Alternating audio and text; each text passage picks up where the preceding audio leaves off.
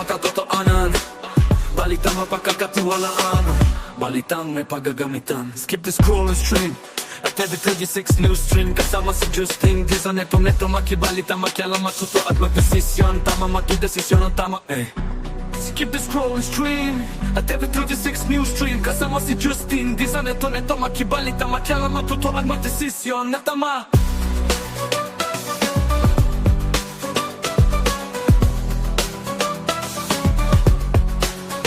Skip the scroll and stream at every 36 news stream. Kasama si Justin Dizon, neto makibalita, makialam, matuto at magdesisyon na tama, magdesisyon na tama.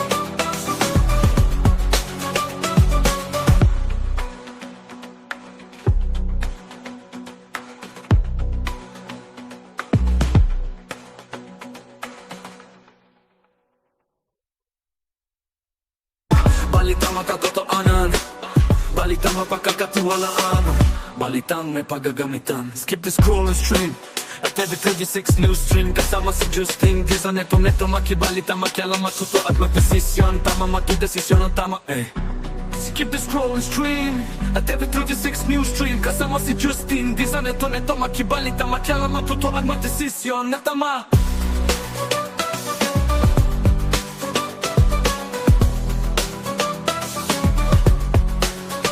Skip the scroll and stream at every 36 news stream. Kasama si Justin Dizon, neto makibalita, makialam, matuto at magdesisyon na tama, magdesisyon na tama.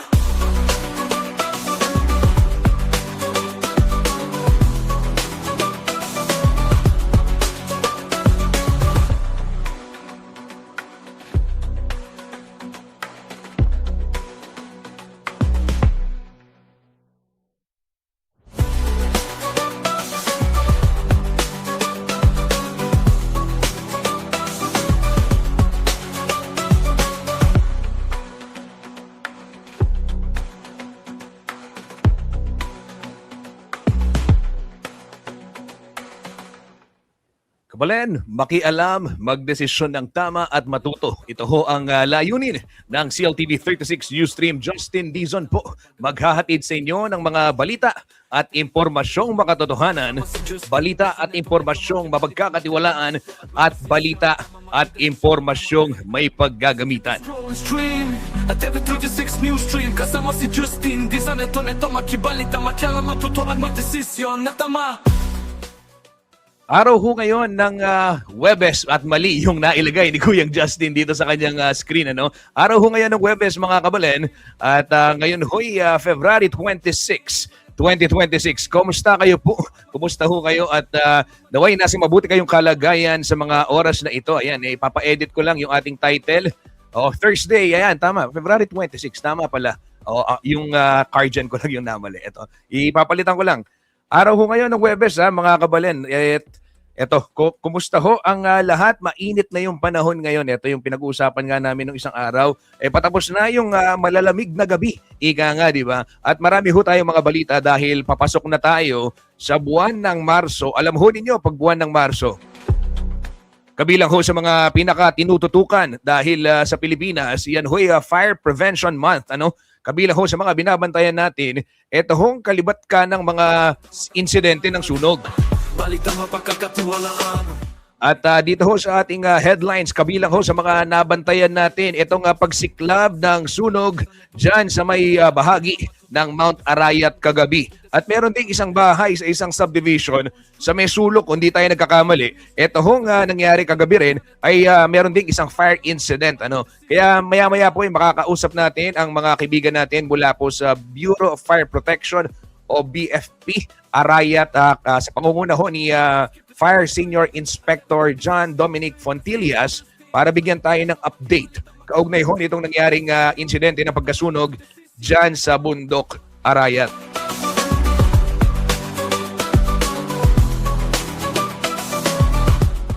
Sa ibahong balita, managot ang mga kurakot. Ito po ang naging panawagan ng mga lumahok sa iba't ibang kilos protesta nito pong araw ng Miyerkules, February 25, bilang paggunita po sa ika-40 anibersaryo ng EDSA, People Power Revolution.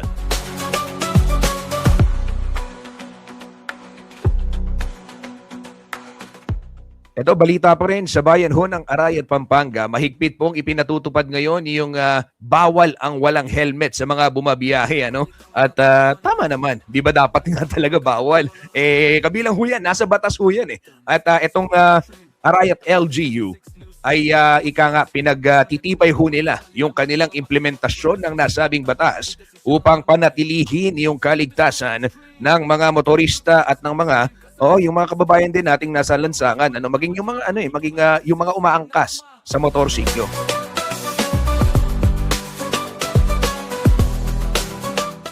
At ito ho mga kabalen, parami ng parami yung mga tilapia, dyan sa may Abacan River. Pero patuloy hong sinusuri yung kalidad ng tubig upang malaman kung ligtas nga ba talagang kainin ito hong mga isda dyan sa may ilog Abacan.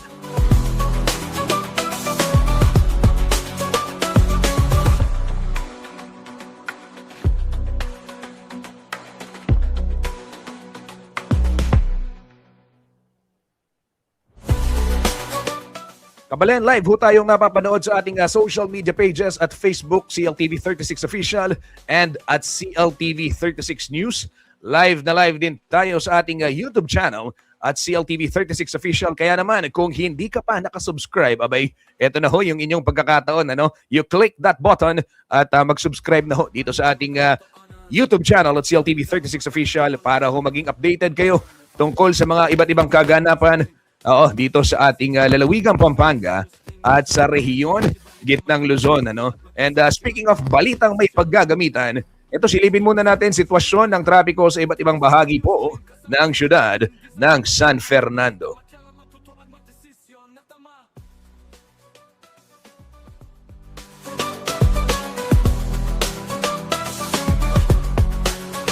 Skip the scroll and stream at the 36 News Stream. Kasama si Justin, di sa neto makibalita, makialam, matutuan, magdesisyon. Natama, matudesisyon, natama.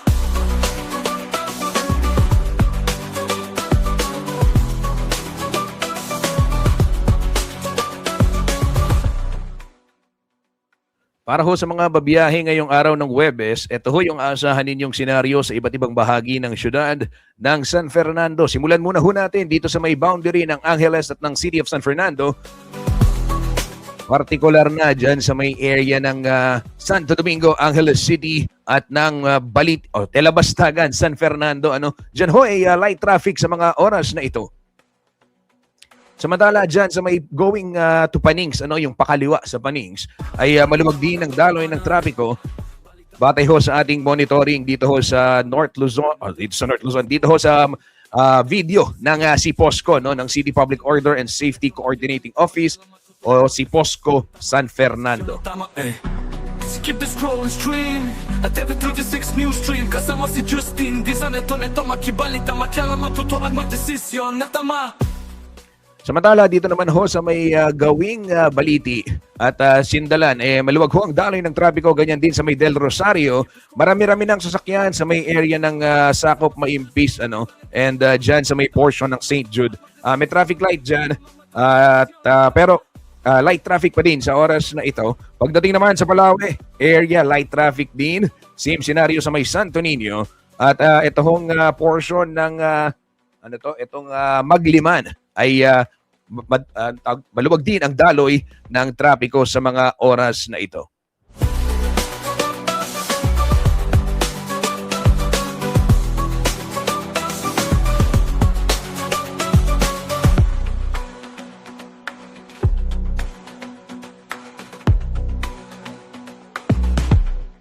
Mula ho sa may syudad ng San Fernando, silipin naman natin sitwasyon sa iba't ibang bahagi ng North Luzon Expressway. At eto mga kabalen, sa mga babiyahe naman patungong Metro Manila, di kaya naman uuwi dito sa ating rehiyon, Central Luzon. Ito ho yung inyong aasahang kondisyon. Natapos na yung mga roadworks dyan sa may area ng Pulilan, dyan sa may area ng yung ano tinatawag dito, Mindanao at saka yung sorry, hindi Mindanao, yung Arbor Link connector, yung NLEX Smart Interchange Connector ay ayos na rin ho yung roadworks dyan. Kaya asahan yung mas pagbilis ng daloy ng mga sasakyan. Skip the scroll and stream at every 36 news stream. Kasama si Justin, di sa neto makibalita, makialam, matutuan, magdesisyon. Natama, matudesisyon, natama. Dito ho sa may area ng Balintawak Toll Plaza, maluwag ho ang daloy ng trapiko kung kayo'y patungong norte, samantala sa mga patungo naman ng south o yung approaching Metro Manila, abay meron ng bahagyang pagbabagal dyan ho sa portion na yan. Sa may Lawang Bato, Valenzuela, light traffic magkabilang linya. Samantala kung kayo po'y exit naman ng Mindanao Toll Plaza, asahan ninyo yung bahagyang pagbabagal ng daloy ng trapiko. Ongoing ho yung roadworks dyan sa area na yan.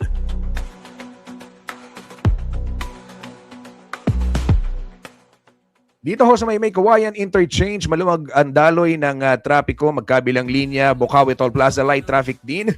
Light traffic din sa may syudad ng San Fernando, Pampanga. At every 36 news stream, kasama si Justin. Di sa neto makibalita, makialam, matuto at magdesisyon. Tama, magdesisyon ang tama, Skip the scroll and stream at every 36 news stream, kasama si Justin. Di sa neto makibalita, makialam, matuto at magdesisyon na tama.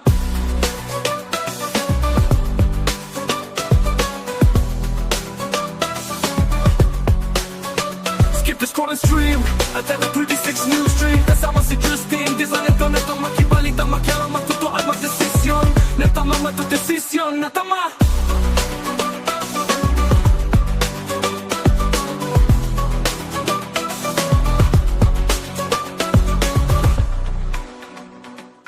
Mula ho sa NLEX, pasadahan naman natin sitwasyon ng trapiko sa iba't ibang bahagi ng lalawigan ng Bataan. Dito ho sa may area ng Coolies Crossing, light traffic, Hermosa, light traffic din. Dito sa may portion ng Balanga, maluwag din ang daloy ng trapiko. Paalala ho sa mga motorista, mahigpit ang pagpapatupad ng speed limit dyan ho sa lalawigan ng Bataan. Balita makatotoanan, balita mapagkakatiwalaan. 80 lamang ang pwedeng takbo ng mga pribadong sasakyan, 80 yung mga PUV, 60 naman yung mga motorsiklo at yung mga naglalakihang truck at van, 50 lamang kaibigan. Skip the scroll and stream at every 36 news stream, kasama si Justin. Di sa neto makibalita, makialam, matuto at magdesisyon na tama.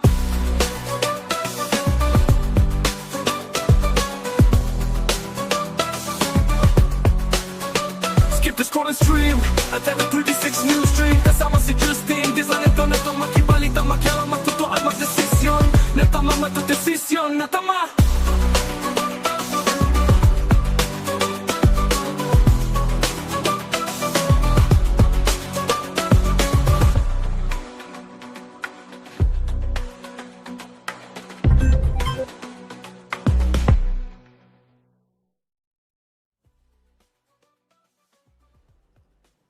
Sa pagkakataong pong ito, makibalita muna tayo mula sa DOST Pag-asa. Narito po ang pinakahuling ulat panahon as of 5 a.m. ngayon pong araw ng Huwebes, Feb 26, 2026.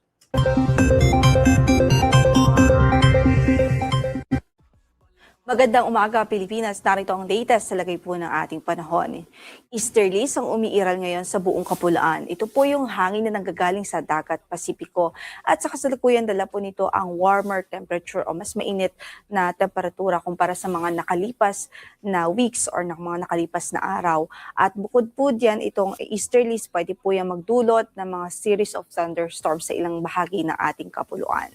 Sa ngayon, wala po tayong bagyo na minomonitor sa loob ng ating area of responsibility. At least in the next 2 to 3 days, wala po tayong inaasahan. Pero patuloy na magtatapay sa magiging update ng Pag-asa sakali po magkaroon ng significant changes. Para sa pagtayo ng ating panahon, dito po sa Metro Manila at sa natitirang bahagi pa ng Luzon, asahan natin ng bahagyang maulap hanggang sa maulap na papawirin. Generally ay good weather naman, especially sa umaga at pagdating ng katanghalian. Pero early afternoon hanggang late afternoon, hindi natin inaalis ang mga chance ng mga isolated o mga pulong-pulong pagkidlat, pagkulog. So sa kasalukuyan, ang Metro Manila pwede pong makaranas ng 22 hanggang sa 31 degrees Celsius na agwat ng temperatura. Sa Tagaytay ay 21 to 29 degrees Celsius, 16 to 25 sa Baguio, 20 to 22 to 31 sa Lawag City, 22 to 33 sa Tagugaraw, at sa Legazpi City naman ay 24 to 31 degrees Celsius na agwat ng temperatura. Samantala dito naman sa Northern Mindanao, Caraga Region, sa Davao Oriental at sa Zamboanga del Norte, asahan natin ang maulap na papawirin at mataas ang tsansa ng halos maghapong pag-ulan dyan o pagbuhos ng ulan dulot ng easterlies. Kaya sa mga kababayan natin doon, pinag-iingat natin sila at magdala ho ng payong saan man ang lakad natin sa araw na ito. Sa natitirang bahagi pa ng Mindanao at maging sa Kabisayaan ay bahagyang maulap hanggang sa maulap ang papawirin. Generally, good weather naman maliban po sa mga dagli ang pagbuhos ng ulan, especially sa hapon at gabi. Para sa pagtayo ng ating temperatura, sa Tacloban, 24 to 30 degrees Celsius. Sa Cebu ay 25 to 31, 24 to 30 sa Iloilo, sa Puerto Princesa ay 26 to 30 degrees Celsius. Gayon din sa Calayan Islands, sa Zamboanga ay 24 to 33 degrees Celsius at sa Davao naman ay 25 to 32 degrees Celsius. At bisitahin po natin ang website po ng panahon.gov.ph para po sa mga real-time updates ng ating mga flood advisories kung meron man or mga rainfall advisories kung sakaling mayroon po dyan sa inyong lugar. Samantala, wala po tayong gale warning na nakataas ngayon sa anumang bahagi ng ating mga baybaying dagat. Banayad hanggang sa katamtaman na magiging pag-alo ng kondisyon ng ating karagatan sa buong kapuluan. Samantala, ang sunrise natin for today is 6:15 in the morning at mamaya ang lulubog ang araw sa ganap na 6:03 ng gabi. Ito po si Lori de la Cruz Galicia. Magandang araw po.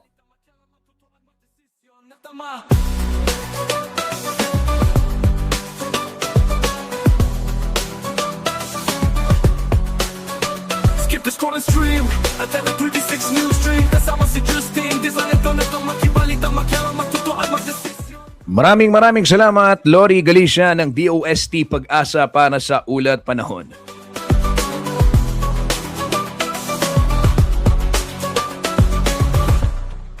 Sa pagkakataong ito mga kabalen, meron ho tayong makakasama sa ating programa. Kabilang ho dito sa mga ginagawa natin sa CLTV 36, yung pagbibigay din ng pagkakataon, opportunity sa mga kabataan, mga kabalen, na kagaya ho namin ni Kuyang Paulo G. Santos, ni Kuyang Jody Mercado, nung ilang mga taon yung nakalilipas, nangarap din ho na makapagbigay ng balita, makapaghatid ng balita sa inyo, sa inyong dito sa ating bayan. Kaya nibuking kaya katamong balen. Kaya naman ho, ngayon ay paboritong puntahan. Syempre naman. At paborito rin namin silang makasama. Ito hong mga interns mula ho sa iba't ibang pamantasan, universities dito ho sa ating lalawigan sa Pampanga. At hindi lang sa Pampanga, maging sa buong Central Luzon. Desisyon, tama, magdesisyon ang tama. Batiin natin yung mga naging interns natin na galing ho sa Bataan Peninsula State University. Ito makibalita, makialam, magtuto at magdesisyon na tama. Sila Crystal at sila Charlize. Ayan, meron ho silang inihahandang programa din. Ayan. Skip the scroll and stream. At syempre, eto, makakasama ho natin sa ating programa mula naman ho sa University of the Assumption dito ho sa Pampanga. Isa pong mag-aaral ng AB Communication. Wala pong iba, si Abby Santiago. Isang magandang umaga, Abby. Batiin mo muna yung inyong mga gustong batiin, yung mga kaklase mo sa UA, yung mga Biyasa, Mayap at Maganaka. Yan. Sir Justin, maraming salamat. Magandang umaga sa iyo at sa ating mga kabalen na nakikinig sa atin ngayong umaga. Sa mga taga-Assumption, magandang umaga sa inyo.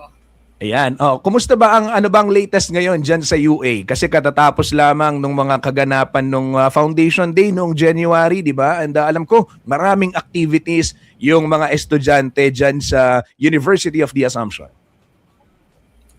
No, Sir Justin, ang daming nangyari simula January. Actually, hanggang ngayon, meron ang third year AB Communication students. Ngayon, ang kanilang pinning ceremony. Ayan. Sa mga third year ABCom students, congratulations sa inyo. Ayan, batiin natin sila. Congratulations. Palakpakan natin yung mga ABCom Telecom student. Ayan, dahil sila ho yung mga ika nga susunod sa yapak nila Kuyang Justin, nila Kuyang Jody at ni Kuyang Paulo G. At syempre yung mga nakasama pa natin dito sa CLTV 36. Gaya nitong si Abby. Abby, balita mo muna. Ito, palitan ng piso kontra dolyar. Maraming nakikibalita. Sige, ano ba yung latest ngayon kaugnay ng foreign exchange rate?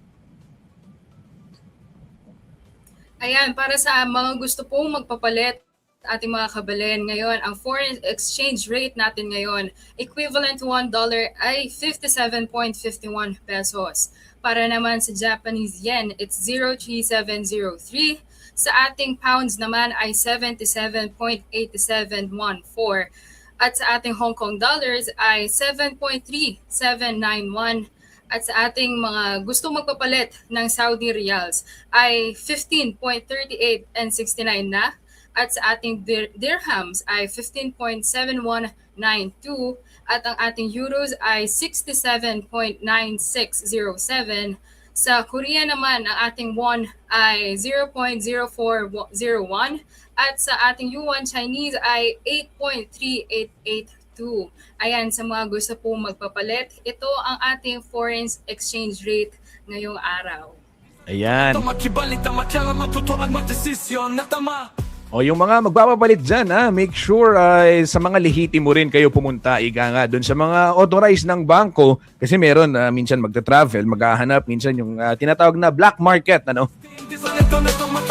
Ang problema, baka forfeited o kaya peke. O kaya para makasiguro na rin kayo, doon ho kayo sa mga accredited ng Bangko Sentral ng Pilipinas. Ika nga, magpunta upang matiyak na yung inyong ipapapalit na pera ay maayos, tama, at yung value talaga ay nandoon. Ano? And ito naman, gaya ng nabanggit ko kanina, mainit na ho yung panahon. At talagang ito nga ako, pinapawisan na, mainit din yung aking ilaw. Pero ito ho, parami din ng parami syempre yung ngayong mainit yung panahon, alam naman natin may pangangailangan sa tubig. Kaya importante na alam din natin yung schedule. Kailan ba mawawalan ng supply ng tubig sa inyong mga lugar? Ito po, ihahatid sa atin muli ni Abby. Kabilang ho dito, itong mga lugar na kanyang babanggitin.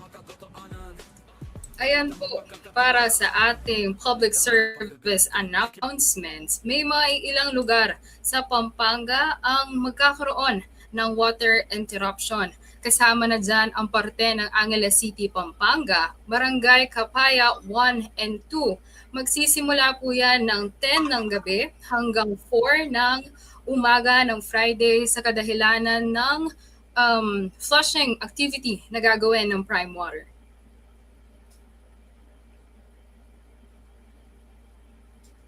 Sa parehas naman na dahilan ng flushing activity, maapektuhan rin ang parte ng Balakad Singa. Affected din ang Doña Anisha, Villa Teodora at Doña Victoria. Simula yan 9 p.m. hanggang 5 a.m.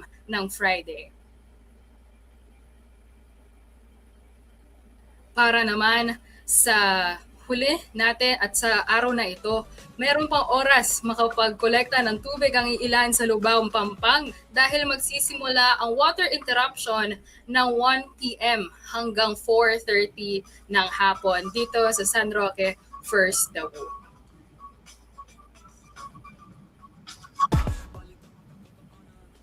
Ayan. Maraming salamat, Abby, sa iyong update. Ito ho, mga kabalen, tandaan ninyo, gaya ng nabanggit niya, meron pa kayong chance na mag-collect ng tubig. Abby, samahan mo muna ako hanggang sa magpatalastas tayo. Dahil babatiin din natin itong mga nakatutok sa ating programa.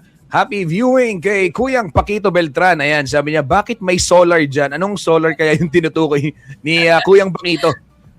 Pero sana nga kuya, may solar tayo, di ba? Kasi para hindi tayo apektado ng brownout, di ba? Ayan. And nakatutok din sa ating programa eto, pa-shoutout daw. Baka sa'yo nagpapa-shoutout, Abby, batiin mo na.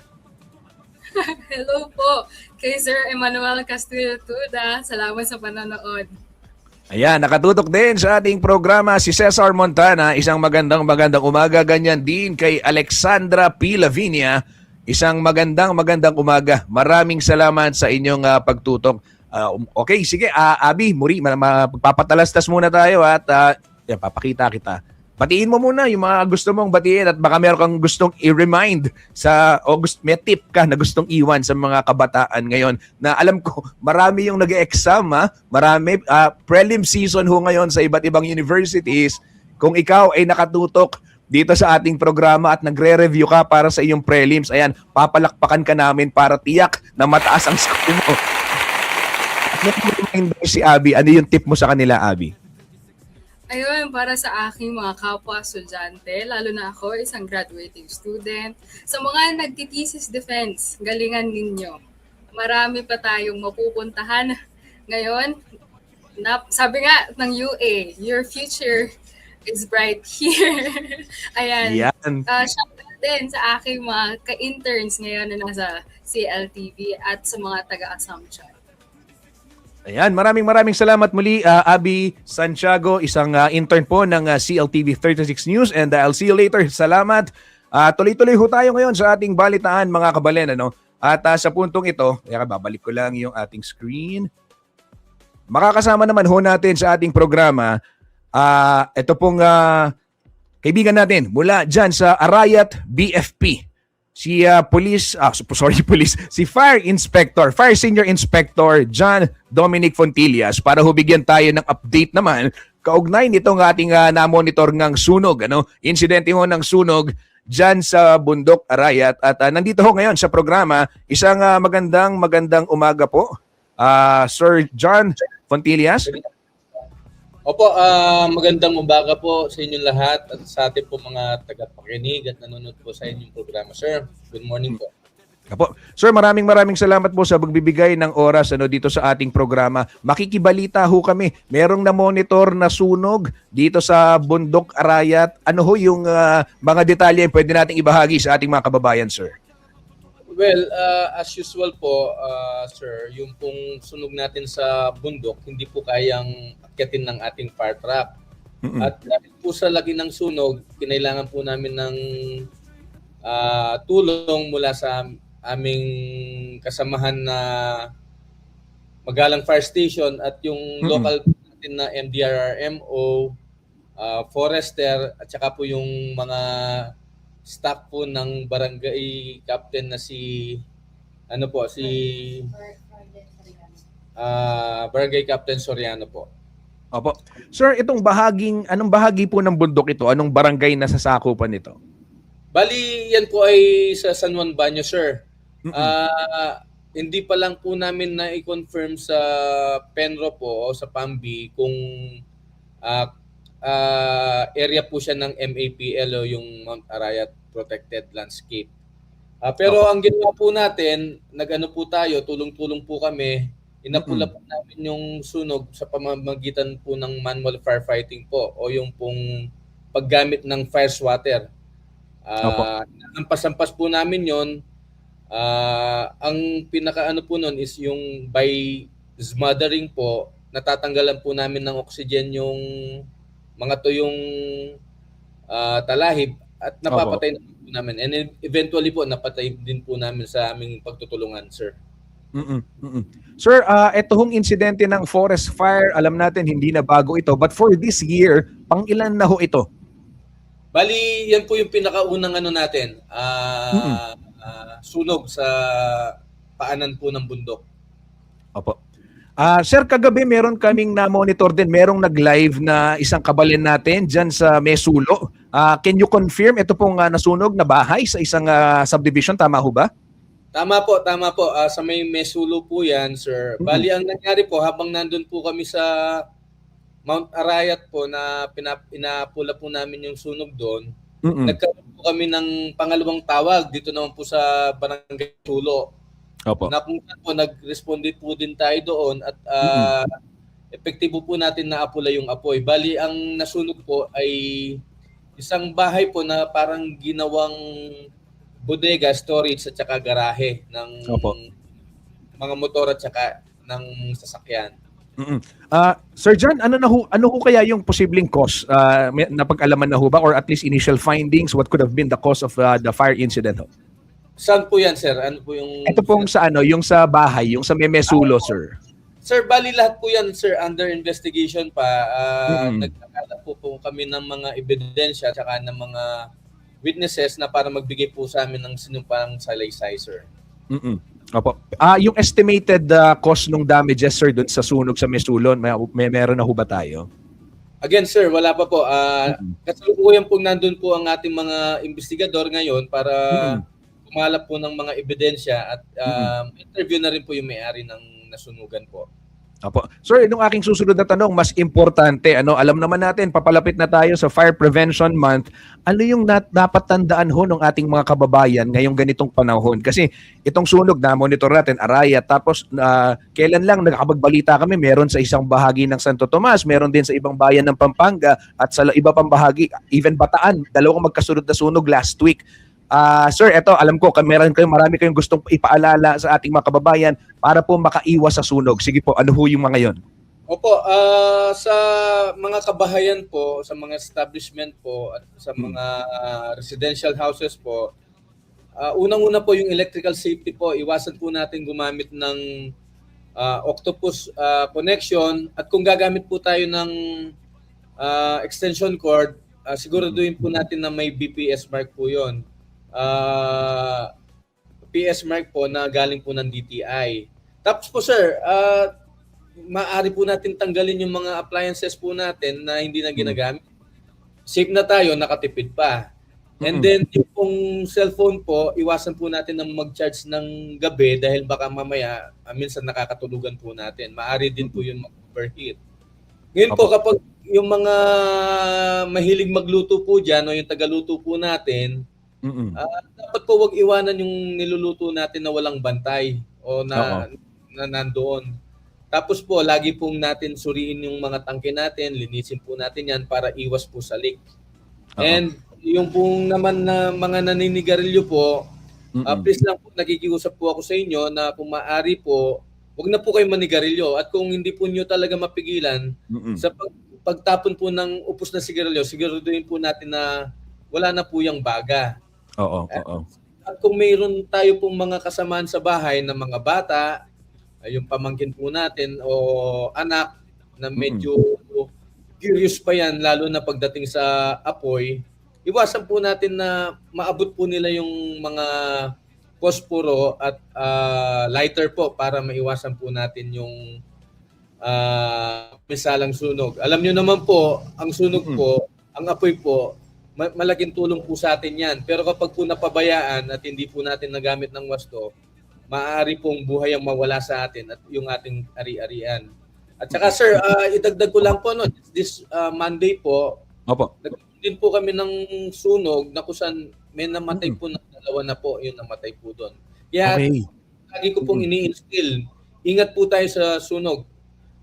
Iwasan po natin ang ganito pong trahedya at magtulungan po tayo. Hindi po kakayanin ng BFP lang. Dapat po yung pag-iiwas, mag-umpisa po sa ating mga kabahayan. Opo. Nabanggit niyo yan, sir, yung pagtutulungan natin dito sa ating komunidad pagdating ho sa sitwasyon o sa insidente ng sunog. Itong nag-live kahapon, nakita natin, concerns naman sila. Concerned sila in a sense na napanood ko rin yung live, sabi nila, kareta pong makayalpeke kami sa mga nakakanood ho. Baka pwedeng tumawag ho kayo ng bumbero, may nasusunog ho dito. Pero eto sir, minsan kasi mas nauna pang mag-live kaysa tumawag diretso ng bumbero dahil wala ho silang numero. Kailangan maunawaan ng bawat isa sa atin na importante na nakasave sa cellphone natin yung number ng BFP. Tama ho ba, sir? Po, lagi ko nga po sinasabi kapag nagbibigay po kami ng information and education campaign drive o yung Fire Safety Awareness Seminar po, lagi ko po sinasabi na aga tawag, aga dating, aga responde. Ang bumbero po. Kaya ito po sana sir, yung mga taga-Arayat po at kung hindi man po kayo taga-Arayat, pwede po ninyong isave itong number po ng Arayat Fire Station. Kung maaari ko po bang ibahagi po sa inyo sir? Yes, sige po sir. Opo, pakibanggit po at ating ipapakita din. Opo, ito po yung number po ng Fire Station po ng Arayat, 0998-215-0990. At yung isa po namin hotline is 0955-617-8399. Ulitin ko po, 0955-617-8399. At ano po, kung hindi po ninyo ma-remember po yan, meron po tayong universal na 911. Kaso lang nga po, medyo madidelay po yung pag-responde dahil tatawag pa kayo ng 911, tatawag po sa amin, meron na pong delay. Ayan. Oo. Ito pa, Sir John, ipapakita ko na rin para mapanood ng ating mga kababayan. Mas-screenshot nila itong inyong numero at paki-confirm lang kung tama yung aking na-pull na data. Ito, banggitin natin 0998-215-0990. Tama ho, no, sir? Tama po, sir. Tama. At 0995-617-8399. Tama po. Ayan ho mga kabalen, nasa screen ninyo, yung mga nakakanood sa amin, paki-screenshot na ho ito, paki-save na po kung kayo po ay taga-Arayat, Pampanga, para sa gayon, kung sakali man, wag naman sana, pero hindi ho natin masasabi kasi kung kailan mangyayari ang sunog, madali ho tayong makatawag sa ating mga firefighters, lalong-lalo na upang mabilis ho kayong matulungan. Sir John, maraming salamat sa oras. Panghuling mensahe na lang po sa ating mga kababayan, baka meron pa kayong gustong banggitin. Ayun nga po, sir. Mag-ingat po tayo lagi at pagpalain po sana tayo ng Diyos na may kapal. Thank you po. Thank you very much, sir. Okay, maraming salamat po, Fire Senior Inspector John Dominic Fontillas ng Arayat BFP. Mag-ingat po kayo, sir, at saludo po sa inyong ginagawa. Thank you po. Thank you, sir. Yan ho mga kabalen, si Sir John Fontillas ng Arayat BFP at kanya nga hong nabanggit itong insidente ng sunog. So linawin ko lang kahapon, kagabi, nagkaroon ho tayo ng monitoring, nagkaroon ng forest fire dyan sa Mount Arayat. Bandang, anong oras ito? Alas 7, bandang alas 7 ng gabi. And then, after ho nito, Skip the scroll and stream. habang nag-aapula ng apoy dyan sa may San Juan Banyo, Arayat, Pampanga, ito hong mga tauhan ng Arayat BFP, ay isang sunog muli ang sumiklab dyan naman sa isang subdivision sa Mesulo. At yun ho yung dahilan. Ito, itinawag naman sa kanila at naapula rin yung apoy. Patuloy pang inaalam kung ano yung dahilan ng sunog, pero kanina binigyan tayo ng tips. Kabilang ho dyan yung pag-iingat sa mga saksakan ng kuryente. Iwasan ho yung octopus connection na tinasabi. Pag sinabing octopus connection, yan yung isang kable tapos isang extension, nakasaksak lahat yung iba't ibang mga socket dyan. Kaya naman madalas pagmulan ng sunog yung ganyang mga insidente. Katotohanan, balitang mapagkakatiwalaan, balitang may paggagamitan. Skip the scroll and stream. At every 36 news stream, kasama si Justin. Di sa neto makibalita, makialam, matuto at magdesisyon. Tama magdesisyon. Ito, nakatutok si Jeff Benson. Sayang, hindi naabutan ni Sir John. Pero ito, pagbati daw. Sir John Dominic Fontillas mula po kay Sir Jeff Benson. Ayan, maraming salamat sa inyong pagtutok dito sa ating programang Newsstream. Kabalan, magpapatalastas lang si Kuyang Justin sa ating pagbabalik. Ibang detalye pa ng iba't ibang balitang dapat ninyong malaman ngayong araw ng Huwebes, February 26, 2026. Huwag po kayong aalis. Babalik po ang Newsstream makalipas ang ilang alaala.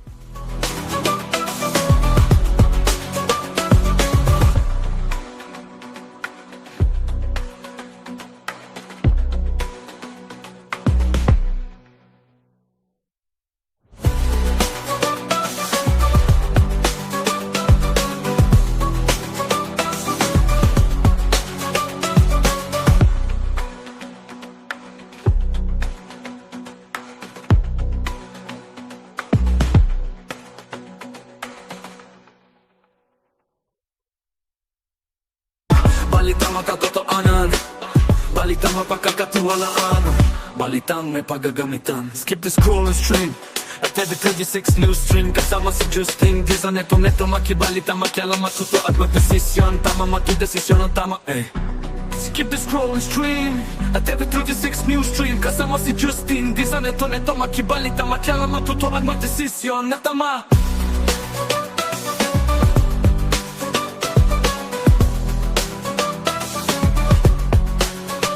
Skip the scroll and stream. At every 36 news stream, kasama si Justin. Di sa neto makibalita, makialam, matuto at magdesisyon na tama magdesisyon na tama.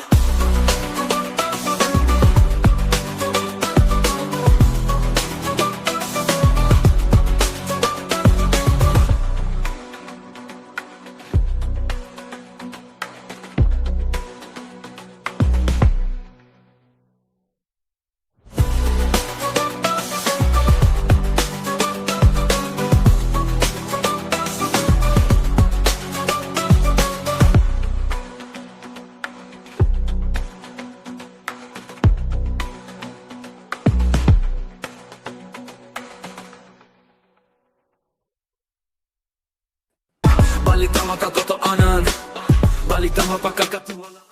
Nagbabalik po ang CLTV 36 News Stream. Stream at every 36 news stream kasama si Justin Dizon neto makibalita makialam matutuwa. At gaya ho ng aking nabanggit, narito na ho yung iba pang detalye o yung iba pang mga balita na dapat ho nating malaman ngayong araw ho ng Huwebes, February 26, 2026. Kabilang ho dyan itong kilos protesta na isinagawa ng iba't ibang grupo dyan ho sa Ciudad Ding Angeles sa pangunguna ho ng Bayan Gitnang Luzon.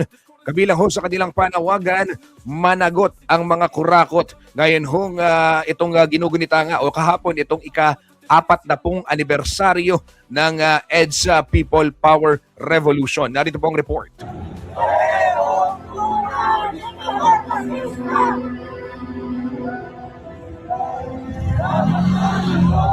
Malaking bahagi siya ng kasaysayan ng sambayan ng Pilipino at most particularly ng mga kabataan na lumaban noon.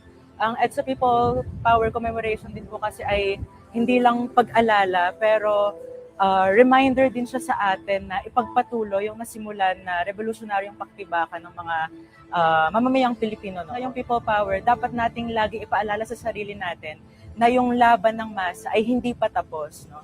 Meron pa ring mga issue ng corruption, issue ng Ghost Flood Control Project. Kaya po yung pag-participate sa mga protests, it allows us to air out our grievances at dagundungin yung kalunsuran, dagundungin yung estado na pakinggan yung aming mga hinaing. Kaya yung mga protesta po, tipunan talaga siya. Yung protesta ay hindi lang basta nagkakos ng ingay, pero yung ingay na ito ay may substance at yung ingay na ito ay may direction at matutunguhan. Isang pamamaraan namin, siyempre, kailangan yung tuloy-tuloy namin pagkilos, may pakita sa mga kabataan ngayon na sabi nga natin, ang lumilikha ng kasaysayan, tayo yun no? Mamamayang Pilipino yun. At marami noong panahon na yun, no? Lalong-lalo na doon sa mga organisasyon ng kabataang makabayan noong panahon ng martial law, no? Ay sila yung nanguna din sa mga pagkilos sa mga universidad, no? Sa Kamaynilaan. Pinamunuan nila itong mga pagkilos na ito, sila yung kumbaga nag-ignite, no, sa mamamayan, no? Dahil tuloy-tuloy yung pagkilos, bagamat inuhuli o kinukulong yung mga kabataan ng panahon na yun. Pero nanindigan sila na alam nila tama ang ginagawa nila. Kaya ngayon, sabi nga natin ay ang kagandahan ngayon, no? Kitang-kita na nga talaga ng mga kabataan na mula nung sumabog itong usapin ng korupsyon, no?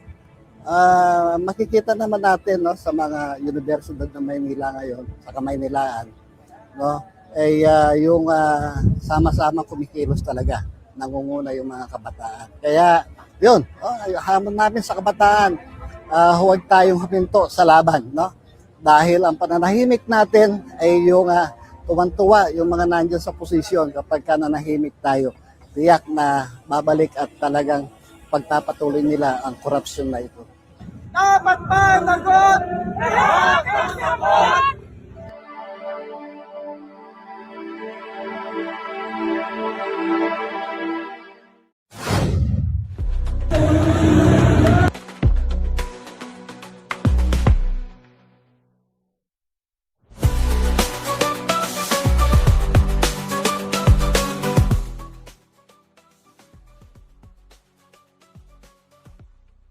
Samantala, kaugnay pa rin ho nitong ating paggunita sa EDSA People Power Revolution at ito pong 40th anniversary, isa hong mambabatas. Okay, sa katauhan siyempre ni Senator Bam Aquino ay may hamon dito ho sa mga lider ng bansa kaugnay ng paggunita sa EDSA People Power Revolution, yung 40th anniversary.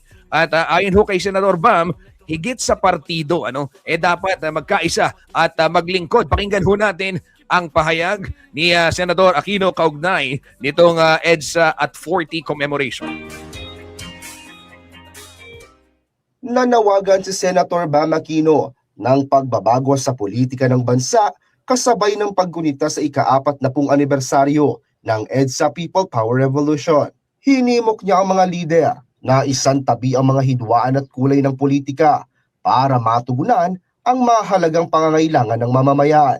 Ayon sa senador, napamangkin ni na former Senator Benigno Ninoy Aquino at former President Cory Aquino, bagamat matagal nang iniuugnay ang tunggalian ng mga Aquino at Marcos sa kasaysayan ng bansa, nakikita umano ng kasalukuyang henerasyon ng dalawang pamilya ang posibilidad ng pagkakaunawaan sa pamamahala. Inamin niya na ang pagiging Aquino ay madalas na nagiging double-edged sword, lalo na sa gitna ng matinding political polarization kung saan may pagkakataong ang bansag na dilawan ay nagkakaroon ng negatibong kahulugan. May mga times, yes, ganoon lang talaga. I think for most politicians, ganoon naman talaga, di ba? And ako, I'm very proud of my relatives, but there was a time when, in recent history, na pag tinawag kang dilaw, parang napakasama mong tao, di ba? Sinabi ni Aquino na ang estilo ng kanyang pagsiserbisyo ay hinubog ng impluwensya ng kanyang mga kaanak. If there's one thing I've learned from Tito Ninoy, Tita Cory, Pinoy, even my aunts and uncles and my other relatives in government, it's just consistency. 'Di ba? Tuloy-tuloy lang yung serbisyo, tuloy-tuloy lang yung keeping a low profile, like you don't really see any of my relatives or even myself, na napaka-extravagant ng lifestyle, just keeping simple, which we learned from Tita Cory, keeping consistent and matapang sa mga issues, which we learned from Tito Ninoy, studying hard, working hard, which I learned from Pinoy. Kaugnay niyan, ibinahagi ng senador na kabilang siya sa mga nakipagpulong kamakailan kay Pangulong Ferdinand Marcos Jr. sa Malacanang upang talakayin ang krisis sa edukasyon. Aniya, bagamat maaaring hindi magtugma ang pananaw sa kasaysayan, binigyang diin niya na hindi dapat maantala ang pagtugon sa pangangailangan ng taong bayan. For education, unang-una, I think we have to agree that we will always disagree on certain things. Yung pananaw ko, pananaw natin, baka magkaiba talaga sa pananaw ng ibang tao. You cannot convince me and I cannot convince you on certain matters in our history. Done. Pero yung pangangailangan ng taong bayan, napakatindi, napakagrabe. 3 sa mga panukalang batas ni Aquino ang kabilang sa mga certified urgent ng Pangulo. Kabilang dito ang Classroom Building Acceleration Program, Citizens Access and the Disclosure of Expenditures for National Accountability o CADENA Act, at Party List System Reform Bill. Aniya, kinakailangan ng pagtutulungan ng Senado at Ehekutibo upang matugunan ang matitinding suliranin ng bansa. Giit din niya, ang tunay na aral ng ika-40 taon ng EDSA ay nangangahulugan ng serbisyo publiko na hindi umikot sa personal o pampamilyang alitan.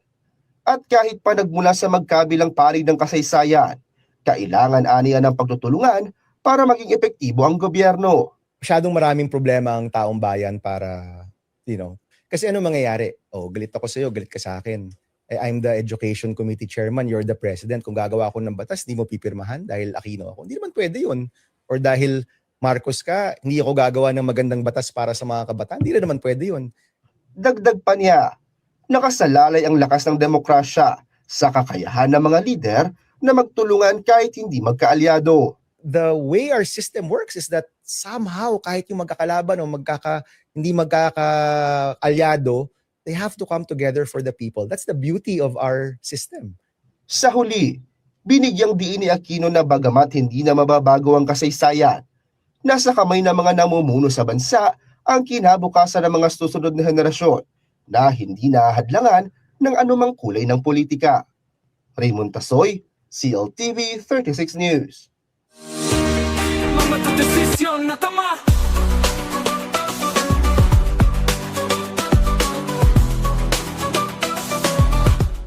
At yan hong mga balitang kinalap ng CLTV 36 News and Current Affairs ngayong araw ng Webes Feb 26. Pero bago yan, gusto ko lang din kayong imbitahan ay meron hong live podcast ang CLTV 36. Ito pong spotlight at gagawin ito ngayong araw.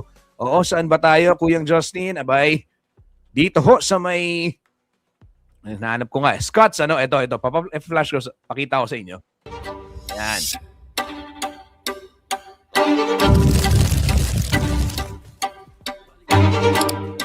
Nakakatakam, no? Parang gusto ko ng burger at saka ng fries. Itong si JM. Sabi niya, isasama niya ako mamaya. Scroll screen At every O, diba? 36 news trend Yan. kasama si Justin. Yan ho mga kabalan, kung wala ho kayong gagawin at kung meron kayong gagawin, i-cancel nyo na. Kayo ho'y bumisita dito ho sa Scotts, sa Angeles City, kung saan ay makakasama natin si JM De Jesus at yung kanyang mga bisita para magkwentuhan dyan ho sa Spotlight.